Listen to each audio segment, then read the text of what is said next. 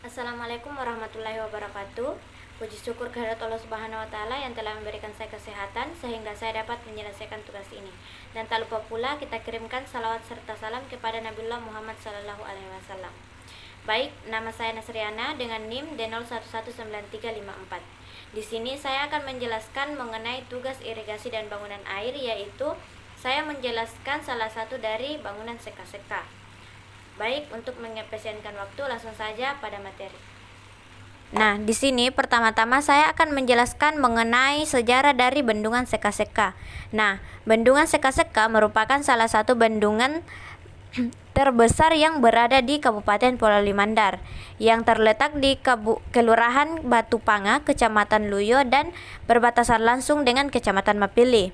Nah, bendungan yang membendung aliran Sungai Mapili mulai dibangun pada 28 Desember 1996 dan diresmikan langsung dan ditandatangani oleh Presiden Megawati pada 28 Juli 2002.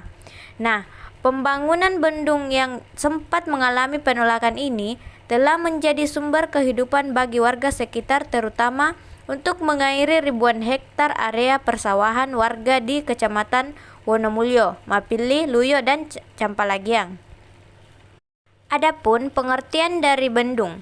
Bendung merupakan sebuah konstruksi yang jauh lebih kecil dari bendungan yang menyebabkan air mengenang membentuk kolam tetapi mampu melewati bagian atas bendung.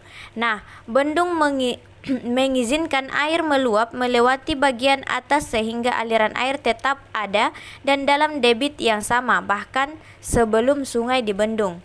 Bendung bermanfaat untuk mencegah banjir, mengukur debit sungai, dan memperlambat aliran sungai sehingga menjadikan sungai lebih mudah dilalui.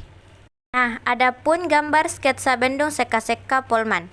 Nah, di sini dia mengairi 12.585 hektar yang dibangun pada 28 Desember 1996. Baiklah, langsung saja ke salah satu dari bangunan bendung yang saya akan bahas, yaitu pintu air intake. Nah, pintu air intake digunakan untuk menyadap dan mengontrol air yang akan dialirkan ke saluran irigasi melalui kantong lumpur. Nah, bagian ini juga dilengkapi dengan pintu yang dapat dibuka dan ditutup sehingga besar kecilnya air yang disadap dapat dikontrol dengan baik. Kemudian ada 4 bagian pintu dari air intake. Nah, yang pertama itu daun pintu. Daun pintu adalah bagian dari pintu air yang dapat menahan tekanan air dan dapat digerakkan untuk membuka, mengatur, dan menutup aliran air. Nah, yang kedua itu kerangka pengatur arah gerakan. Adalah sebuah alur yang terbuat dari besi maupun baja yang dipasang ke dalam beton yang digunakan untuk menjaga agar gerakan dari daun pintu sesuai dengan yang direncanakan. Kemudian yang ketiga angker. Angker adalah baja atau besi yang ditanam di dalam beton dan digunakan untuk menahan kerangka pengatur arah gerakan agar dapat memindahkan muatan dari pintu air ke dalam konstruksi beton. Kemudian yang terakhir hoist. Hoist adalah alat yang digunakan untuk menggerakkan daun pintu air agar dapat dibuka dan ditutup dengan mudah.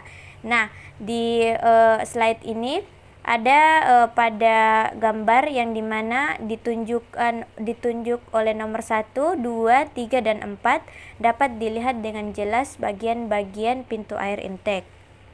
Adapun kegunaan pintu air intake. Nah, ada 5 kegunaan pintu air intake. Yang pertama untuk kebutuhan irigasi, yang kedua untuk kebutuhan air minum, yang ketiga sebagai pembangkit energi, yang keempat pembagi atau pengendali banjir, dan yang terakhir pembilas pada berbagai keadaan debit sungai. Baiklah, hanya itu yang dapat saya sampaikan. Lebih dan kurangnya mohon dimaafkan. Wabillahi taufiq wal hidayah. Wassalamualaikum warahmatullahi wabarakatuh.